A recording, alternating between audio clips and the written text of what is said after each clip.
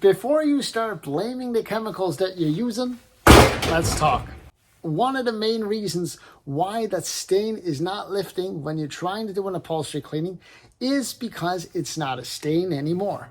It chemically bonded with the fibers. So sadly, that means no matter what you do, you're not going to be able to lift that out because it's not a stain you are removing.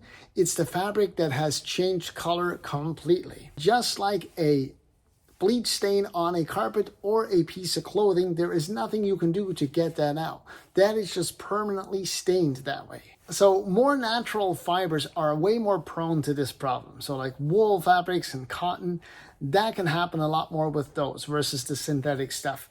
Now, the things to keep in mind, you got your organic stuff like wine stain, coffee stains that this can happen with, and you also got the acidic cleaners and the stuff that has the wrong pH levels. So be careful with those things because when you have that and you try and use steam extraction, sometimes that can actually make the whole process worse. So what can you do when you run into this problem? Well, first off, you gotta have a conversation with the customer. That is crucial. Otherwise, they're just gonna think you didn't know what you're doing. Another thing you can do is you can sometimes blend that dye spot.